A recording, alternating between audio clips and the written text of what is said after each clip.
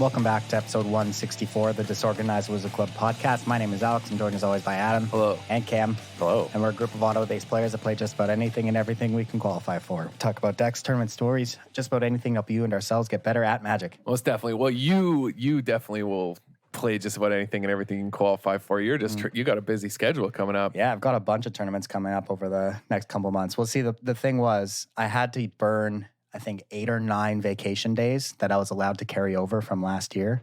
And I had to use them by the end of March. So I just Googled all the tournaments that I could possibly attend in the next few months. And just, I think we're doing Phoenix for the PT, going to play in the GP while Hemsley plays the PT. Then we're doing GP Detroit.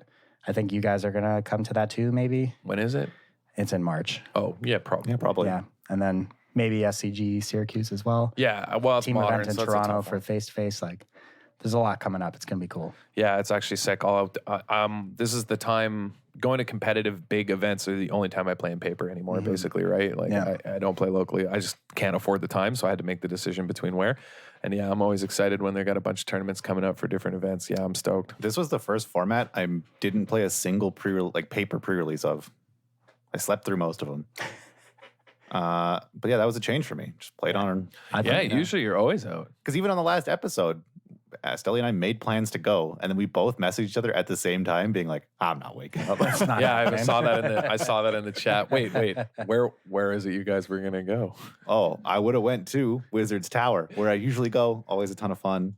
Wizards Tower Creative or wizardtower.com. Great sponsor of this podcast. Check them out for all your Magic single needs. Pre-orders for Theros Beyond Death are online now. Set comes out this Friday. Get in on it. They have a release event this weekend as well. Check them out, wizardtower.com. Some Saturday Magic. That was an alley-oop. Also, I think they just put up their preliminaries for their next WPN PTQ series. They changed it up. So now they're running 4 preliminary events. If you have to top 8 one of those preliminaries to qualify for the PTQ final. Okay, I like that better. Yeah, that's way better. It's kind of how everyone assumed it was going to work. Yeah, that's how a lot of stores did it last time around. The way they did it is you could just play in the finals regardless, and then they got like no turnout to the preliminaries. So I think this is a much better way of doing it. Yeah, because now there's 5 meaningful tournaments instead of 1. Mm-hmm. Yeah. But yeah, check them out, wizardtower.com. Great sponsor of this podcast. So, you guys been jamming a bunch of new standard, new limited? I haven't played in a couple days, but I did jam a bunch when the set came out. And what are immediate thoughts about the formats so far? I don't know. It's a new format, so it's fun. I mean, it's like it's always fun at the start. Yeah, absolutely. It's impossible to know what the direction of the format will be, but I've played a ton of standard, like a ton. That's all I did in between sort of taking breaks from grading and doing some lecture prep and all that. I was just jamming as much standard as I could, playing all types of different decks, bad brews, good brews, just a bunch of creative different things I wanted to try out. And it seems super fun, and it feels like I haven't even begun to explore all the possibilities. So it feels good. I mean, I'm sure it's going to sort of, thin itself out and all that, but the cards seem pretty enjoyable. I've seen a lot of people have a similar take to that this format feels incredibly deep. Like a lot of people have been playing a whole bunch of different strategies on the format, and there's just so much like potential for good decks. Of course it's deep. It's about the Underworld. I was wondering what you were laughing about over there. I'm like, here we go. I knew it was coming.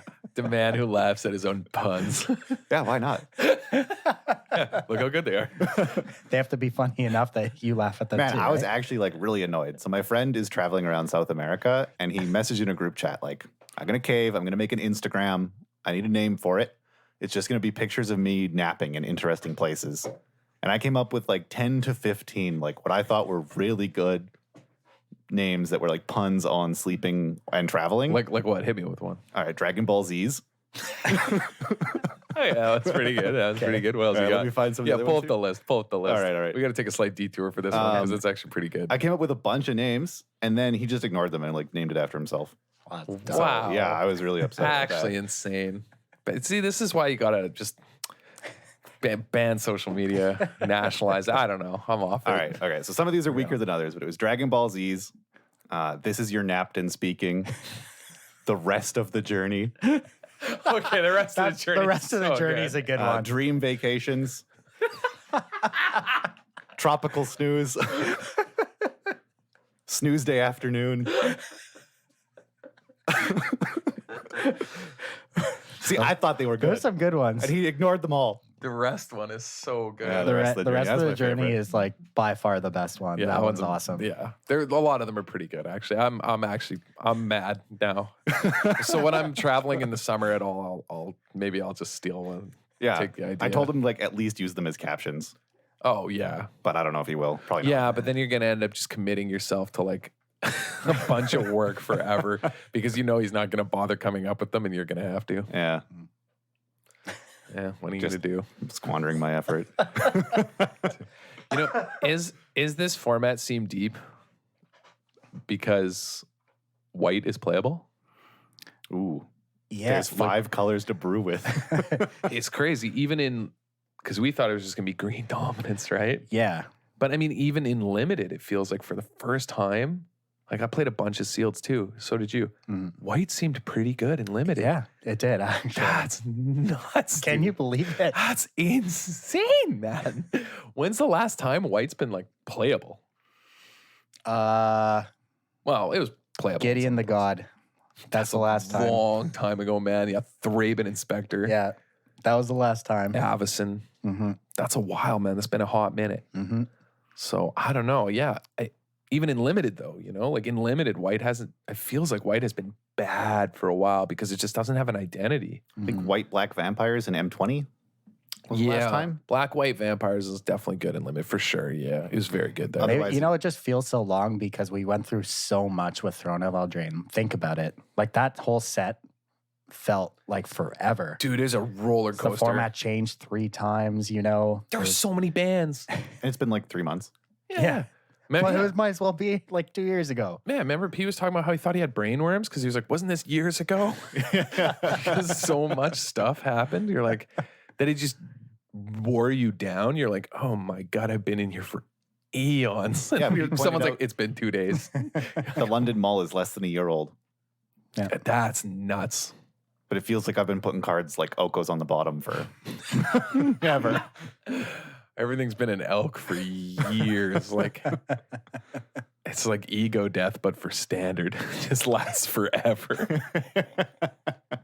It's unreal. There's hope on the horizon. Things Dude. are looking pretty good. Maybe there's something to be, with white needs to embrace like a more just direct enchantment role all the time because Yeah. I don't know, but every color has enchantments in the set, but it feels like white is like it's a central identity. Maybe I don't know, man. I don't know what it is, but it feels a lot better. Maybe it won't end up that way, but it feels like white cards are actually like pretty reasonable. That is Honestly- an interesting observation because a lot of like what white was missing, which is removal, comes from white traditionally as enchantments. Yeah, you know it's bullshit. Why can't white just exile stuff and not have to have an enchantment tied to it? Yeah. Like think about it. Path to Exile. Yeah, Swords just to give us like Plowshares. good, I don't know, 2 or 3 mana, like exile a creature. Like, Yeah, is that yeah. too good, honestly? I don't think it is. Well, because I come from the school of thought that says you can't really screw up a removal spell because ultimately it's just a removal spell that is a 1-for-1, right? It's Right. only ever a 1-for-1. Mm-hmm. And you probably 1-for-2 yourself sometimes if they play like a Thrag Tusk. Yep. You know, like you're still, even the best removal spell ever printed, you're still on the losing end of getting 2-for-1 on those on cases like that, like a Huntmaster of the Fells. Like, Yeah. you still get ranged on a Siege Rhino. You still got Lightning Helixed, right? So like you can't really push removal too hard. But yeah, white's got it way better now. I mean, it has like Elspeth Conquers Death. Yeah, that card isn't exiling the creature isn't tied to it being an enchantment. Yeah, it just goes Give away. us more of that. Yeah, and then, but I mean, even then, Banishing Light got reprinted. There's like the cool Heliod's like challenge thing. Like, I think that card's pretty interesting. I don't think it's probably like that playable, but it's cool. Yeah, they're all tied to enchantments mostly, but I mean, it's still a step in the right direction, I think. I don't know. Yeah. Yeah. Like green white being sort of like even an enchanter style, right? Like Calyx, like all those kind of things. Like, I don't know. I feel like that's the only way to really save like. I was about to say white identity. And I'm like, that sounds so bad. Holy shit. If somebody took that out of context, my God, man. Definitely don't care about that. Definitely don't care about that at all. But yeah, I just don't want to get clipped, you know? But yeah. Whereas like I think Heliod's pretty good, like the lifelink. I don't know, like, yeah, I don't know. I think that helps. Like that helps deepen the format a bit because before it was just like you got to play green and blue. Mm-hmm. That, you know, I don't know. Like red wasn't even like that's the thing I'm waiting to see. That'll be how I make the decision if the deck dumps have red cards in them, because that's another color that was just non-existent for the last while, right? Yeah, we really only saw it with like Mayhem Devil. Yeah, If you had Mayhem Devil in your deck, you had you're allowed that was to your red card. You're allowed to play red. Yeah, Hey, Corvold's Mayhem got a Devil, red pit. Corvold. Yeah, Yeah, that's right. Yeah, he does. yeah. That's a deck. I think I feel like people have just kind of forgotten about Jund Food, and that deck's probably still nuts, right? So I took it out onto the ladder. Yeah. Mind you, I was only like horrible experience with it. Really? in the low leagues, but I got paired against a lot of people trying to do mono black devotion who were playing like a couple removal spells because they were trying to play a lot of permanents with devotion costs to them. Mhm. And they just couldn't kill a Mayhem Devil and got mowed down. The reason I was playing it was because I just jammed 4 Treacherous Blessings in because I felt if you just played more Corvolds and Vraskas, you can always get rid of it. Yeah. And then I never Wait, drew that my actually- Treacherous Blessing. That actually sounds nuts. So I Yeah, don't know that's what how I'm it saying. played. I just like Cat Mayhem Devil ovened people out and never drew my blessings. But that part of the deck is still nuts. The best especially thing to into, like, sack Unattuned the sack Brews. a treacherous blessing to is a Corvold. Yeah, exactly. That is hype. I'm on board. Even better if it's like if you already have the Corvold, you get to play your blessing and attack, get rid of it, take no damage. Yeah, that's pretty sick. Yeah, I just played like the stock version though, just out of curiosity, you know, and I just got rolled. But Yeah. I'm sure with upgrades it'd be better. It's just that, yeah, I'm sure with a lot of upgrades it could be way better. But I didn't really try tuning it because I was more interested in playing around with all these other decks. I don't know. Do you want to talk about standard or limited first? Well, let's kick things off with limited because I feel like between the three of us, we've mostly played limited. Am I right? Yeah, for sure. So, how did all your sealeds go? How did you guys like the sealed format? We'll start with that. I've been enjoying it just because, as Adam mentioned, it's a new set. It's something to try and figure out. I have no idea like what archetypes are good yet. I'm still like working on trying to figure out which cards I like, but I have noticed that it feels like it's kind of an engine-based format. Like you can assemble constellation-based engines in different ways in limited.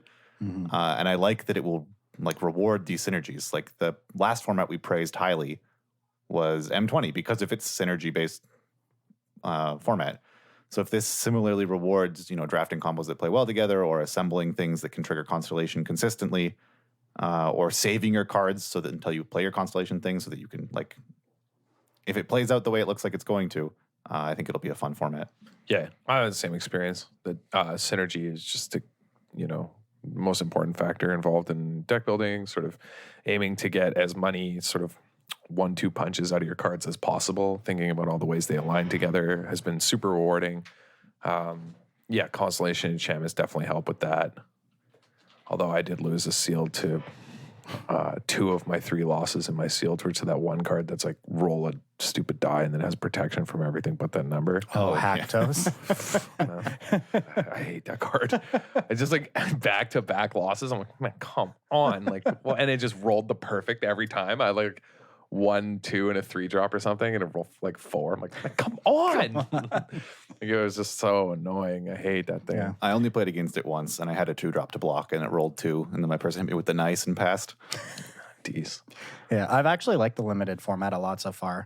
The games are pretty grindy. Escape is a really cool mechanic for limited.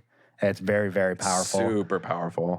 The format does have a couple like just straight up unbeatable bomb rares, like Kiara Best the Sea God. Never Just beating that card in a million years. Not remotely beatable if the game is at all at parity. Dream Trawler has never beaten that card in a million years either. Big fact. My Knew that though because like, do you remember? Sorry, yeah, we knew that. Do you remember playing against what was it, Prognostic Sphinx? Yeah. In limited? Yeah, you could never beat that card either. No, Dream Trawler just like and it's even better. way better. Way better. And it's way better. Prognostic Sphinx saw constructed play for a while. Yeah. Reed Duke top 8 at a Pro Tour with that card. This card seeing a lot of constructed play right now. Yeah, card's very good. I mean, It's 6 mana is a very, very lot, good. but man, that card's Yeah, it just like can't kill it. it's a It gains hefty life. fella. It does everything. Draws cards. Yeah. Yeah. But outside of those couple unbeatable bombs. There's a bunch of bombs. Yeah, this format, no shortage of bombs. Mhm. But it's still really interesting games. I've liked it a lot. It's a lot going on. It's been a fun format for sure. Have you Yes. guys drafted much at all? No. No, mostly just sealed. I think I did one draft. I've done this one draft, too. morning, I want to say. Yeah. Yeah, this morning, like 6 a.m. when I got up early, I did one, and while I was eating breakfast. Mm-hmm. Draft was still locked when I was playing a bunch, and then I've been busy since it unlocked, so I haven't had a chance to go and do one, but I'm looking forward to it. I always like the drafts on Arena, like way more than the sealed, because I'm just looking to get my gems back out of it. Yeah. Mm-hmm. But yeah, so I don't really know like where the format's going to end up. I don't have like a full limited guide or a sense of like what colors I want to be in or anything, but I do have some like notable commons and uncommons that have impressed me. We've got a list here. The first one I think you put on here, Stelly, Elspeth's Nightmare. Yeah, Elspeth Nightmare, it does everything. Like, kills a creature, it allows you to duress them, and then just exiles all the escape creatures from their graveyard. Yeah, this card's busted. Elspeth's Nightmares, like, I would take this over some rares maybe. Like, although a lot of the rares are really powerful in this set. This thing's unbelievable. It just does, like, everything you want. This thing is 100% going to see constructed play throughout its time in Standard, I think. Like, even if it's just sideboard. Mm-hmm. Like, just because it does a bunch of stuff. Like, they might not line up in that all 3 chapters of the saga end up doing something, so maybe not. But a card in Limited is just absolutely incredible. Yeah, it just, every time I had it, it just did absolutely everything I wanted it to do. It was so good, so good. Yeah, definitely one of the top tier picks. Yeah, like my first draft deck I did was green-black, just kind of value mid-range. I had a couple Elspeth's Nightmare. I also had this next card on our list, Farika's Spawn. This card's bonkers. Yeah. So it's a 4-mana 3/4 on the front, which I've noticed is actually just pretty big. Yeah. In this format. It's hard to get past a 3/4. And then there's just an edict on the backside for some reason. Yeah. Yeah, comes back as a one-sided 4/5 edicts away. Well, yeah, this is like the old monstrosity. 5/6. Yeah, it's 2+1/+1 2 counters. Yeah. Yeah, it's like the old Gorgons from Monstrosity Theros, right? Yeah. So similar. Those, if you remember, the uncommon Gorgon in that as well was insane. Yeah. Because Monstrosity to kill something. It just got bigger and killed something, this is quite similar. And it's a little easier to cast early. Card's unreal. Yeah, a good rule of thumb I've found so far in the format is if your card has escape on it, it's probably very good. Yeah. I like this card on our list as well, Mogus's Favor. It's kind of unassuming, 1 mana black enchantment, target creature gets +2/-1. Escape for 3 mana, exile 2 cards. But -1 kills a lot of things in the format. And there's a lot of cool little synergies you have, like with the Hateful Eidolon as well, the 1 mana 1/2. When something dies, you draw a card for every aura That you controlled that was attached to it. on it. Doesn't even have to be your own creature. Yeah, Hateful Eidolon also on our list. And absolute, I think that card's a bomb. Yeah. Like I've seen people trying it standard too. Yeah, I've lost to it in the standard game actually, but I legitimately think Hateful Eidolon is just a stone cold bomb in Limited. Like an entire like build your deck around first pickable card. Yeah, I mean, there's a lot of good enchantments in black alone that you can kill stuff with. Myers Grasp, absolutely. Favor. Myers Grasp, I think, is my favorite removal spell in the format. Like a 3/4 is huge because Myers Grasp kills everything else. Yeah, you're right. Yeah, I mean, it's a common, 2 mana minus. It's insane. Yeah, this is premium. But yeah, black removal in the set's unreal. Yeah, speaking of black removal, one card that when I did my draft, I didn't originally start into my deck, Farika's Libation. Yeah, because it can make them sack an enchantment. It's actually insane. I started with 2 in my sideboard, and by the end of my matches, I just had both in the main deck. It was just so good always. And black just doesn't ever have. Like, you can't deal with enchantments out of black until now. So I actually have like a copy in most of the decks that have black in the sideboard, just because it's a way to answer gods. Yeah. Yeah, like it was very, very impressive for me. You see like a million epic downfalls. I'm like, well, if they're not creatures, how am I? Yeah. Yeah, and I'm like incentivized to use my removal to kill their things that let the god attack me. So like, I'm never going to cast this epic downfall on their god. Like, that's never going to happen. Mm-hmm. Yeah. Yeah, and it's super good because like not only does it hit enchantments, but you can just hit a creature as well. It just does so much, I found. Yeah, for sure. Another black card on this list, Aspect of Lamprey. Just, mind rot to your opponent, also gives something lifelink, triggers Constellation. Yeah. I think this card's infinitely better in sealed than it is going to be in draft. But I think in sealed, this card's like playable almost every single time. In draft, I wouldn't be as high on it, but I think that's an important distinction to make on occasion, talking about limited. But yeah, Aspect of Lamprey, just unreal and sealed. Yeah. Another card that I tried to play in sealed on this mini topic of cards that differ a lot in sealed and draft. I had a Reverent Hoplite that I tried to play in sealed, thinking like, I have like a couple things that are double white pips. Maybe I'll get some 1/1s. Most of the time I got 1 or 2 for my 5 mana, and it was not worth it. For your 5 mana 1/2? You got 2 1/1s? Or, I mean, mostly just 1 sometimes, because like I happened to draw my black creatures in that sealed game. Like, I think in draft, though, this card has way higher potential. Oh, yeah. In draft, when you can like make it more powerful, for certain. But in sealed, I think it's a trap. So that's my warning. Yeah, definitely agree. But going back to black cards, this list actually reminded me that was another impression that I had, was that a lot of people I played against were playing black, and the black cards just seem like, my first impression is the black is just like way stronger color. But Timuret, Chosen from Death, of this like cycle of demigods, they're all strong. But I like Timuret the most so far in the format, just because of like how he checks graveyards. Yeah, gaining the life, super annoying to play against. Super annoying to play against because your escape creatures get eaten. You never get a window to escape them. And even when you don't have escape creatures in the graveyard, he can just eat things, eat like lands out of your graveyard so that you don't have enough fodder to escape things even after you deal with the Timuret.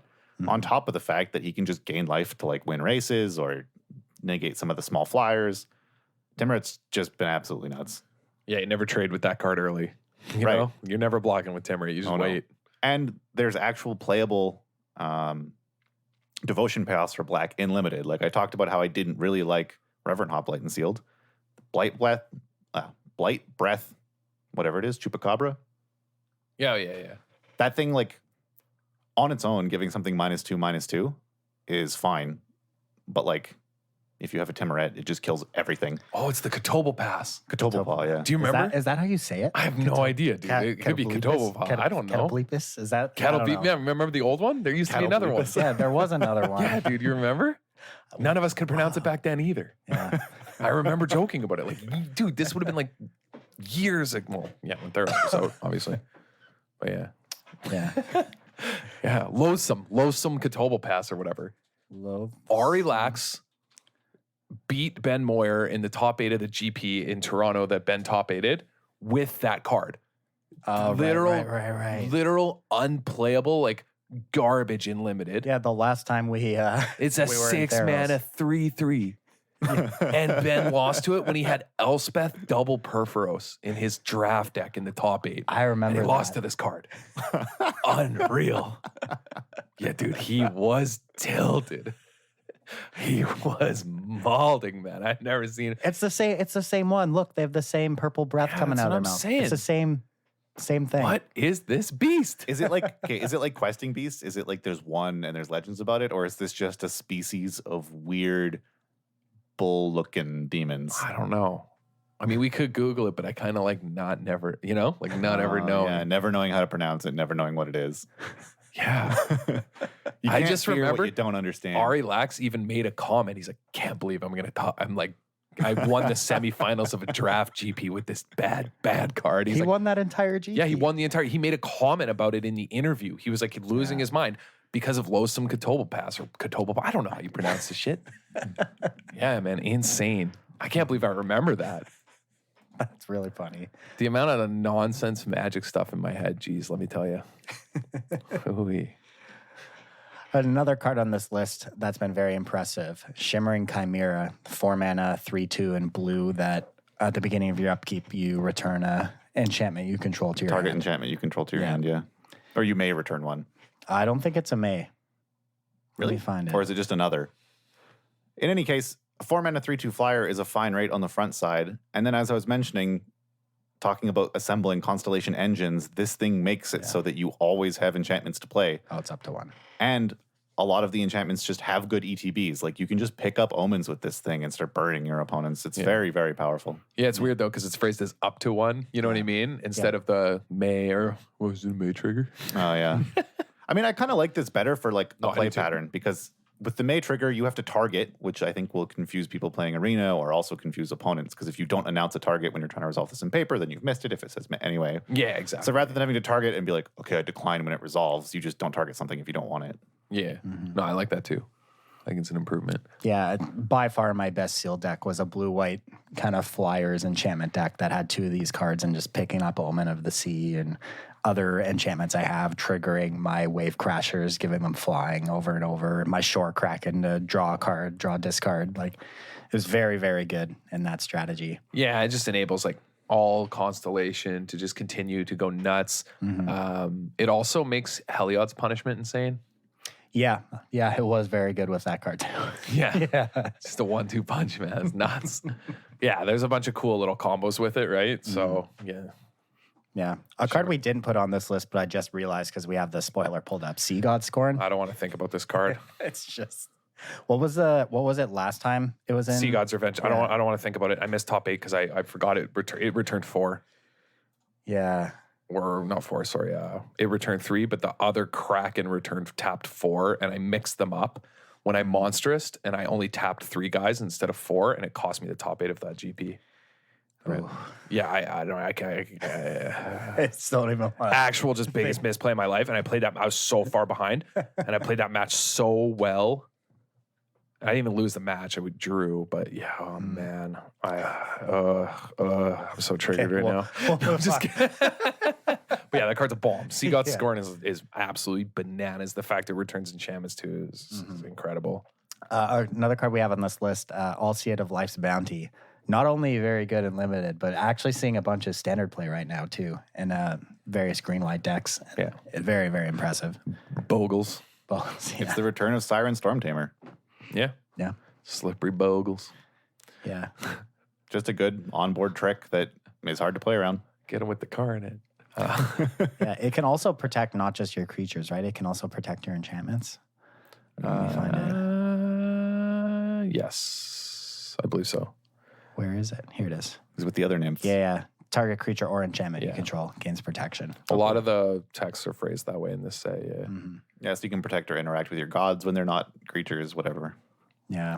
There's probably a ton of other cards we just haven't got to play with yet, too, that are just like unbelievably impressive. Since we're on white enchantment cards, Sentinel's Eyes, played against that card yet?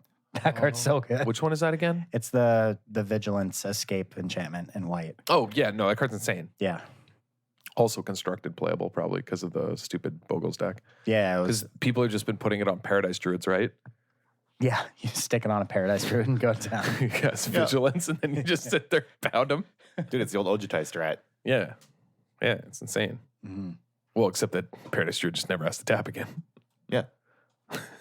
Oh, yeah, I guess like exactly. Always watching. What was it? Always watching Ojutai? Yeah.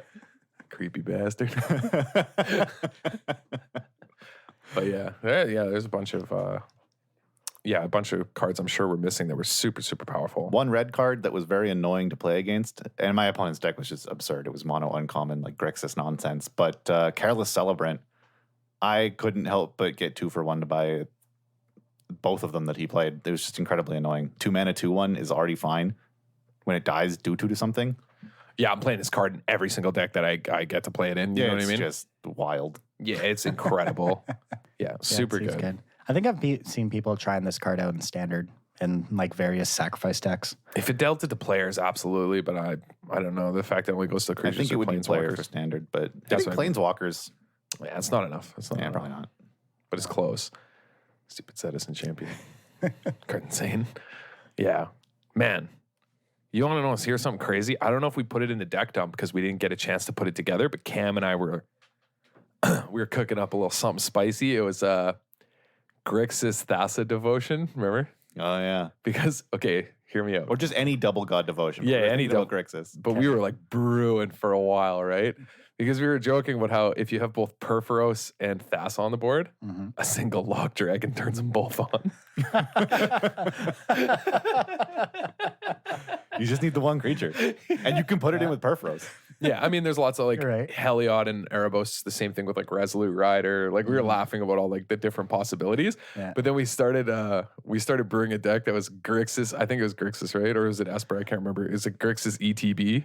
Yeah. Because of Perforos, you can like not pay the mana, and then Thassa can save it from sacking the Perforos. And we were joking about like, I can put like Agent of Treachery into play, like all these different and then just Thassa to Blanket. And then we were laughing about it. We're like, man, this is ridiculous.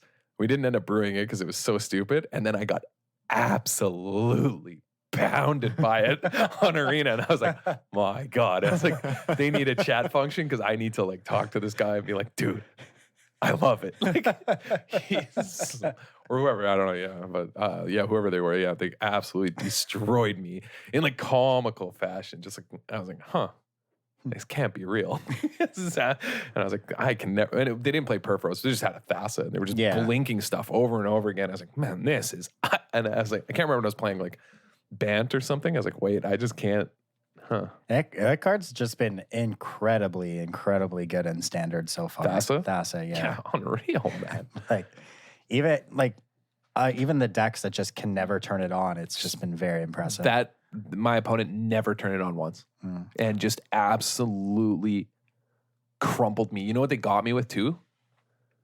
What? They got me with it. What?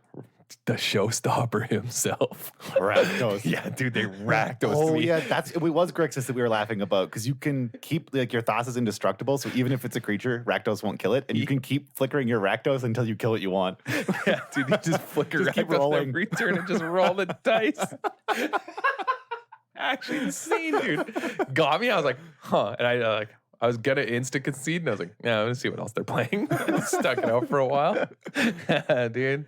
Rakdos, showstopper. The showstopper. That's not a card I've even like thought about since. Oh, dude, Cam and I hit in like into Scryfall, basically like enters the battlefield, and then we just went through like every single possible card just with Thassa because we're like, look, if we're brewing for the DWC deck dump, like we're going all in. You know what I mean? Like we're gonna do extensive research. You know, like we're drinking coffee at midnight for God's sakes. You know? Yeah. One of the better Thassa decks I saw was the Teamer Elementals deck featuring Thassa. That one's incredible. Yeah, it looked really, really good. I think Crokies, the streamer, was streaming a lot of it. He's playing like Claim the Firstborn as well, which was really good with Thassa. Yeah, because it's return to your control. Yeah, return to your control. Why does it say that? That's yeah, so we crazy. talked about that when we first saw it. And we are like, wait, because I remember reading it being like, wait, that's different. That's very unusual that a card is worded that way. It's the allure of the sea. She sings to me. Yeah, Thassa was just like, we knew Thassa would probably be like, okay, but I didn't think it's not busted, but man, it's sweet. It's very good. Like, I remember when we talked about it on our top 10, we thought it was probably third best out of all of them. Yeah, second or third. Did we? I thought we were a little lower on it, but now Perforos for sure was like the worst. And I thought Erebos was like actually a trap. Yeah, I think we said it was like Nylea, Heliod, Thassa. Yeah, okay, that sounds right. It's most likely Thassa, Heliod, Nylea. Yeah. And then that order. Erebos, Perforos. Yeah.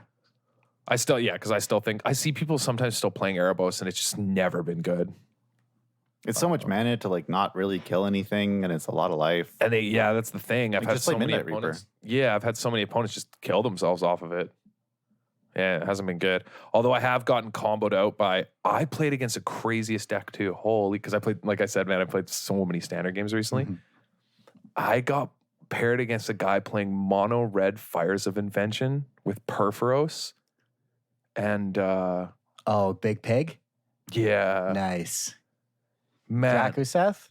Yeah. Nice. They absolutely crushed me. Like, I got 2-0'd so fast that like I basically died on turn 5, both games just instantly. I think I saw someone playing that during the streamer showcase. I think it's actually insane. I got absolutely full-blown mangled. I was like, oh my God, what am I playing against? I get there's these huge red bombs. You still have the Red Cavalier. Yeah. Oh, yeah. They crushed me. Like, I'm trying to remember what else they played, like, off the Perforos. Was it playing that double striking Red Dragon, the new Theros one? What's that card name? I can't remember. It's from the, this Terror of Mount. No, but it wasn't, but I should. Yeah. 7 mana, 5/5/5. That gives all your creatures double strike? Yeah. What? Whoa. Yeah. bringing that in. That's a lot. I can't remember what they played, but it's something that also turned Perforos on super fast. Like I just got absolutely like, honestly, like it was literally just 10 turns. They killed me on turn 5 both times, and I was like, wow. And like everything I played in the early game just died instantly. I was like, because yeah, it just got like the guy originally like hit me with the giant, right, Bone Crusher giant, and I was like, oh, playing against fires, that's weird, and they're really mana screwed. Man, he's got a lot of mountains. 3 mountains? I was like, what? Man, this guy's really mana screwed. Like turn 4 just slams fires. I'm like, huh. And then from there, it just got really big. Well, I died the next turn. But Man, speaking of mana screw, I played against a Jeskai draw 2 deck, just playing like Improbable Alliance and Ironcrag Pyromancer, fueling it with Royal Scions, Teferi, and Dream Trawler. oh, that actually seems nuts with Dream Trawler. Yeah, like the Dream Trawlers are what made me think like, okay, this has been pushed over the top. So I went and wanted to like put it together because I wanted to play it, named it 2 Draw 2 Furious, and put in all the like rares and mythics, like crafted the Royal Scions, and then like queued up a game and realized I forgot to add lands, and I'm just holding like the auto-suggested basic plains, islands, and mountains. Like it got smashed. Oh my Couldn't cast God. my Dream Trawler. Yeah. Dream Trawler is still super impressive in standard. Yeah. Nightmare Shepherd was another card. Yeah, that's a card we didn't talk about on our top 10, but holy moly, it should have been on there. Yeah. It does so Probably much. get it in there over the Kraken. Yeah. Yeah, and the Deer sacrifice Kraken not really making any waves. Yeah. Yeah. We kind of figured that as we were talking about it on the show. We're We're like, like, yeah. What were we seeing here? Yeah. Yeah, no, the card does so much in the sacrifice decks. It's been very good in Mono Black Devotion, getting double triggers out of Gray Merchants. Yeah, that's Yeah, and it's a 4/4 flyer. It's huge. yeah, it's unreal. Yeah. 4 mana, 4. That's why I think I talked about it in the pre-show. It just didn't, for some reason, didn't sneak on. But I thought it was pretty good. There's a few other cards I still think in this set are deep that are worth exploring. But yeah, Yeah. one of the other cards we were talking about, speaking of the sacrifice decks, was Woe Strider. We knew it would be good, but holy We talked about it in smokes. honorable mentions, I think. It was either an honorable or was it in our top 10? I can't remember. But No, we put it honorable holy mentions. smokes. Yeah. I mean, you can never discount a free sack outlet. No, I know. And we said that. We said that in the honorable mentions that it would push things. And man, that card's really good. Yep. Yeah. What else is on here? Oh, this is another card that I put in a deck on the deck dump because I was like, wait, this card's insane. And we just didn't get we didn't get to talk about it, which was Shadow Spear. Mm-hmm. I think that card's awesome. Yeah. Have you played against it in Limited? So good. Oh, yeah. Unlimited is just an absolute unbeatable bomb. But yeah, in Constructed, I think it's actually pretty good, especially if there's these weird hexproof decks lining up. And I think it's good in just weenie aggro decks. I think it's like quite strong. It pairs really well with Heliod. Mm-hmm. Right? It has tons of synergy in the format. It's pretty cool. Yeah, it gives you outs to indestructible. It just does a lot of small things, just kind of unassumingly flies under the radar. Yeah. Yeah. And you don't equipment isn't really a card type that you see a lot of play anymore. Like we don't. They're so careful with it. Yeah. I mean, since the swords back in New Phyrexia, like we haven't really seen a very good playable equipment in standard in a while. Yeah, they're way too afraid. Yeah. I mean, yeah, because the swords were just so unbelievably good. Yeah, and this isn't even close to that level, but it's playable, which is kind of exciting for an equipment to be playable but fair. Yeah. Yeah. While we're on artifacts, Nyx Lotus, have you guys seen any of this card The in steal action your yet? shit, the steal your shit deck. Yeah, I've seen it in the mono blue. Yeah, mono blue steal your shit. I love that. Yeah, I love it. Yeah. I mean, this card adds a lot of mana. I mean, yeah, it's understating it a bit. Yeah, it's hilarious. Yeah. The first time I saw that deck, I'm like, this is nuts. Yeah, It's awesome. just so good. So cool. So incredibly cool. Yeah. Setessan Champion. That's Another a card I was like, yeah, it has potential, but it's got to be too slow and junky. And then, I don't know, like playing it and seeing it played in different decks, I'm like, man, this thing is obnoxious. Yeah. Because you don't have to put the auras on it. Like, that's the thing. Like, you just let it sit there, and then all of a sudden you're like, wait, this thing's gigantic. Yeah, it gets so big so fast. Yeah, in the decks that want to play it, like the recent sort of Boggles decks that have been coming out, it's unbelievable. Yeah, and like when you're playing it with like Seasons of Growth as well, and then just all your man. enchantments turn into divinations, and you just Yep. pop off. Yep. Yeah, we didn't put that card on our list either, but I think we talked about it briefly. We did talk about it. I definitely talked about it because I thought green white Enchantress, and in the deck dump I posted a green white Enchantress list. That wasn't Boggles. That was more so trying to go in the mid range late game with Cavalier. My favorite card in the set, which is probably Elspeth Conquers Death, And the Archon. and the Archon. Yeah, to get value, just to play a bigger mid-range game. The Boggles version is probably way better, just going all in on this, Paradise Druid, Hexproof, and then suiting up. But I don't know, the mid-range deck is fun. I just still think it's good because the Pegasus is surprisingly good. I've been playing a Bant pod deck, just going to get Pegasus and potting enchantments into enchantments and making a bunch of flyers. And yeah, it just grinds people out. That was another thing I was going to ask. We had Enigmatic Incarnation at number 2 on our list when we talked about it last time. Have you guys had any success with that card? Seen it in play at all? Yeah. How's it looked? Yeah, it's been really good. I've been having a ton of fun with it. I've been having success with it too. I've been like tweaking things because my first lists were a bit slow because I didn't have interaction when I was trying Bant. Added in like Goose Wicked Wolf so I could actually fight things with my enigmatic triggers if I needed to. That helped a lot. But it's just a ton of fun, just making value, making Pegasus, or I still don't know if I'm ever going to enjoy something more with Enigmatic Incarnation than when you play the second one and just go get like a Cavalier of Gales, Cavalier of Dawn. Yeah. Yeah, that sounds pretty sweet. Yeah, you just get the two of them. It's yeah. a good turn 5.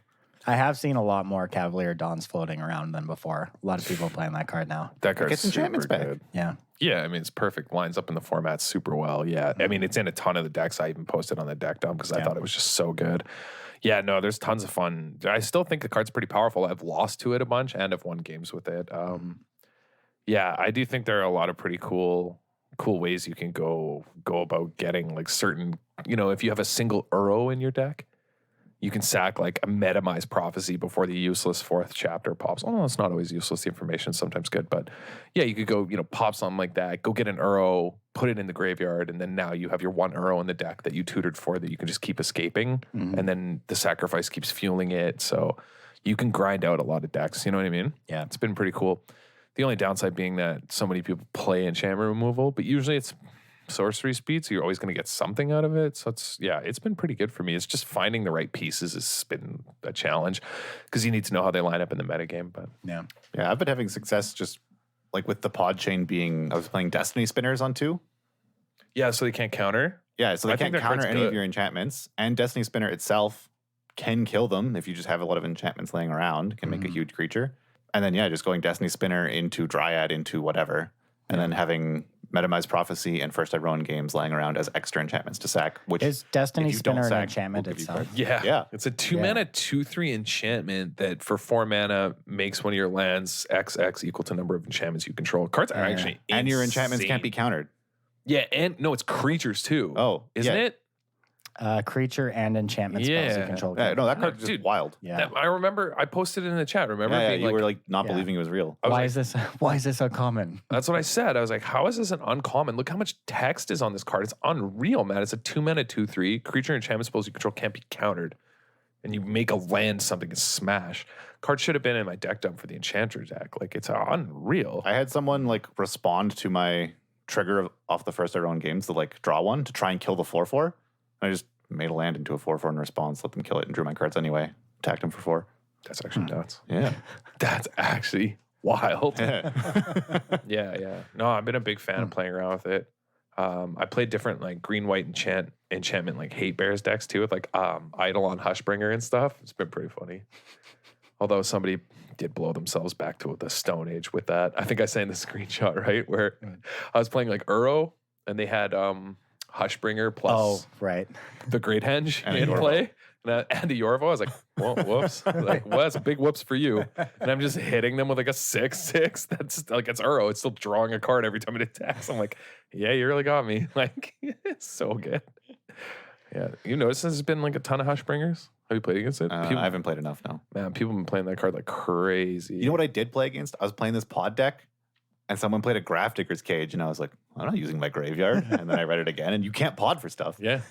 I know. I got Grafdigger's Caged a few times because of Uro and stuff. Yeah, People have stops it in their escape. sideboard. Yeah, it's so obnoxious. Yeah, that's when Grafdigger's Cage was originally printed back in Dark Ascension. It was very good against Birthing Pod in that format. Huh. Yeah. Imagine. Who would have thought? What does a Grafdigger have to do with libraries? What is a Grafdigger? They dig graphs. No, But with an F. What's yeah. it? Because there's like graph mole. Yeah, because on Innistrad, graves are called graphs. Oh, That's like corrupted graphstone is like the stone at the end of a grave in Innistrad. so they just pronounce it graph. Yeah. Got 1 foot in the graph. Yeah, exactly. 1 foot in the graph, being chewed on by graph moles. Saying hello to the graph digger. You've made a graph mistake. Yeah, exactly. In math class, they make graves. On Innistrad. From beyond the graph. That's so good. Holy shit. Yeah. Yeah. You were right, by the way, that Elspeth Conquers Death is just a super-powered Eldest Reborn. Yeah. It's so much fun. Mm-hmm. Although, didn't Eldest Reborn take from their graveyard too? You Yes. could reanimate. I from there, gotta right, say man. that might push Eldest Reborn actually over the top. It's close because the third act on Elspeth Conquers Death can be pretty underwhelming sometimes if you don't have anything in the bin because everyone's just been exiling everything. Yeah. But the front side is, it's 5 mana. Being able to target does a lot. But yeah, the being able to exile any planeswalker, Anything. anything that costs 3 or more. I had a Elspeth, Bola Citadel with it, which would have otherwise killed me. yeah, I got Bola Citadel by Mono Black Devotion. They just started slamming Grey Merchants. Dude, it felt so bad. I was at like 30 something. I was like, man, this game is in the bag. They had like nothing. And they just like, yeah. But, they were at a bunch of life because they've been womping. I mean, I've just been gaining life. I was just playing Bant, So the game had gone on really grindy. And then they finally just slammed a Citadel. And I was like, huh, that's not good. And then they just played everything off the top. Just smushed me. Yeah, I'll get you. Man, we didn't mention this. Cards we were underwhelmed by, though, eh? I just saw it on the screen. Timurit Calls the Dead. This is one I was excited about comparing it to History of Benalia, and it has not been that. It has been incredibly underwhelming for me. I thought it was going to be bananas, and I was just dead wrong. Realize how much the third chapter of History of Benalia helped those 2/2s do something. Like, that is when you would get the trades with them. But Timurit Calls the Dead, I found that, like, it kind of pulls itself in two directions. So, like, one, it might whiff. If you play a chapter where it mills yourself 3 and you don't get a 2/2, that's terrible. 2 2/2s for 3 is okay. The gaining life and scrying doesn't really matter. But what I found was, like, it mills to fuel your graveyard stuff, but then it also empties out your graveyard and unfuels your graveyard stuff. So you're kind of just net zero with some useless 2/2s. I did see this deck, by the way. Yeah, as you were talking about this, I remembered seeing this sweet Pioneer 5-0 list playing Timurit Calls the Dead and Starfield of Nyx from the most recent Pioneer deck dump. Starfield of Nyx is a kind of just obscene card, though. Yeah, playing Doom Foretold, stuff like that. Let me read this card. 5 mana enchantment. The beginning of your upkeep, you may return target enchantment card from your graveyard to the battlefield. As long as you control 5 or more enchantments, each other non-aura enchantment you control is a creature in addition to its other types and has power and toughness equal to its converted mana cost. That's pretty good with Doom Foretold and Timurit Calls the Dead. Imagine people play Dance of the Manse for like 1 billion mana when you could just play Starfield for 5 mana and it just does everything every turn way better than Dance could ever do. Mm-hmm. Dude, Starfield and Nyx was unreal. Even in Standard, when there was like no really busted enchantments to go with it, it still saw fringe play. It is so good with Doom Foretold. Holy moly. Yeah, it's obscene. Actually obscene. You just get locked out of the game almost instantly. Also, Trial of Ambition is a card that's like just insane. It's just Edict. Jeez. This deck looks nice. Confirmed. Speaking of nice, rip old Hemsley's strat for the Pro Tour. Oh, yeah. Cat's out of the bag. Yeah, so we've been working on Kethis with Hemsley, and Hemsley, like an idiot, keeps winning and got his list posted. He needs it wouldn't matter if he had an alt account, but Yeah. yeah, he was working on this Kethis combo deck, and then what did you say? You turn on Gab Nassif's stream today, and he's just literally got Hemsley's deck list open, like putting it together. And it's funny because people were talking about it, and I was like, well, are you going to keep this for the PTs? Like, yeah, this deck's busted. But now, yeah, like you said, he kept winning. Now the cat's out of the bag. But I think, like, out of all that, the tragedy of losing your super sweet tech that's now going to be released into the wild, You know, that's another Hemsley, man, that guy is really an innovator. Hey, it's unreal. Like some of the decks he comes up with that people don't even realize he's made, you know? But out of all of this, you said you got something pretty useful out of it, which I think is a cool story for some listeners. Actually, they might be interested in hearing about sort of playing the deck and improving, like how you guys have been hanging out. I think that's like a really sweet way to think about getting better at Magic. We've just been doing Discord group chats and kind of birding Hemsley while he plays and kind of giving thoughts on plays and stuff. And I mean, right after I kind of put it out there. It's like, we should start doing this because I want to learn the deck. And right after the first one, I said to everyone, like, we should just do this all the time, because even just after the one session, I felt like I learned so much about the deck. And I learned way more than I would have learned just playing it through a league myself, you know? And I think this is actually a really good strategy for preparing for tournaments, especially if it's a format you're not familiar with or you're a newer player, just like hopping on Discord with a bunch of people and playing games together. Because, it kind of blew me away how much I learned about the deck just with one league on a Discord with all the guys. Yeah, it's crazy how much you don't notice you're missing. Hey, like even we've had streams where the three of us are just playing arena games in between, you know, when we co-streamed or something. Yeah. We never lost in the games. Well, we occasionally, obviously, variance, but you just play way better when you're playing with talking out your plays and stuff as a group.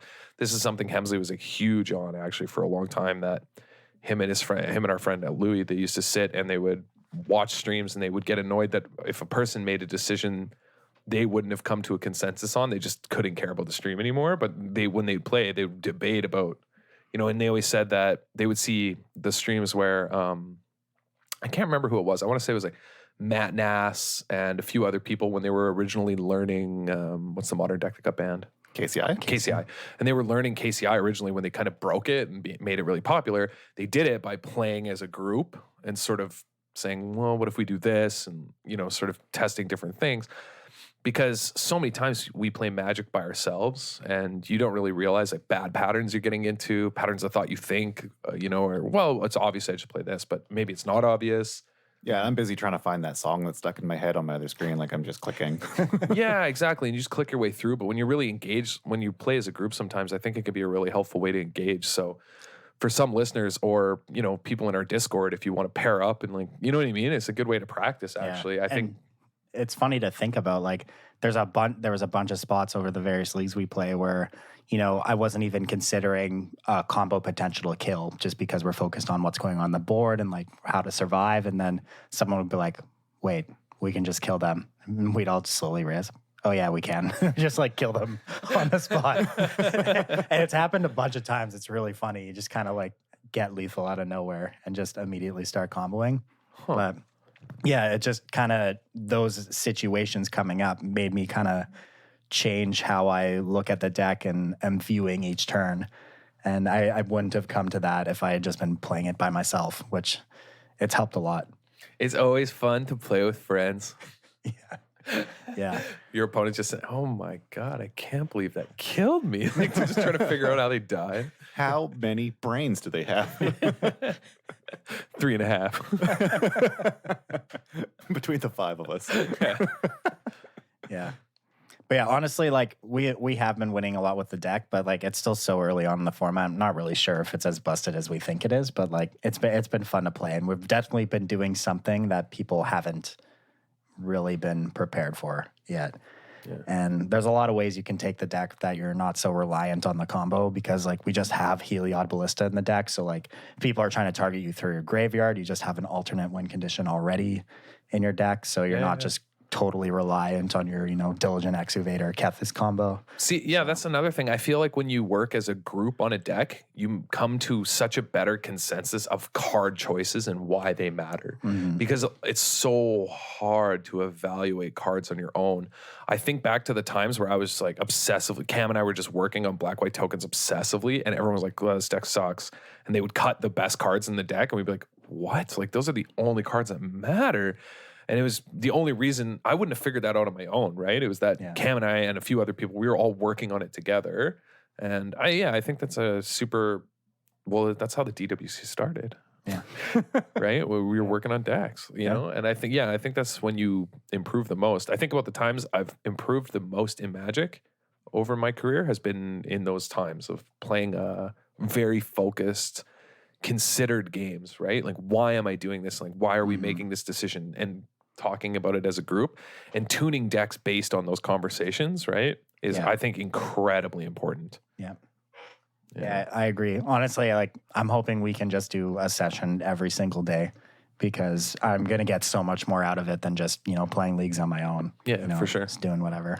But definitely a good strategy for tournament prep if listeners haven't tried it yet. Because I wish I'd been doing it the entire time because it's been really great. You all just play one deck together on, versus somebody to try and figure out the lines and talk about it and stuff. It's super helpful. Yeah. So I think that's all we got this week. Well, yeah. I got blown out earlier. We've got a good one. Let's hear it, Well, I Cam. don't know if it's a good one. I was just mad about it. Go on. So Adam was there, but I realized maybe a couple hours before it closed that I hadn't bought the pre-order bundle yet of the 50 packs on Arena. So I got that. And then the next day, mini blowout number one is I forgot about Alex's strat of playing your sealed first and then opening your packs so that you don't open duplicates in your sealed. Yep. So anyway, I was opening the packs. I opened a full playset of Heliod's Intervention. That card sucks, and I have 4 of them. Yeah, that is massive. That's a bit of a beating. But yeah, that is the best strat. I gotta spend my wild cards on things I want to play, and I opened 4 of those I'll never use. Maybe, you get I don't want to those gain Hexproof twice decks. X life. I've seen people playing it in standard. Yeah, you put some counters on your...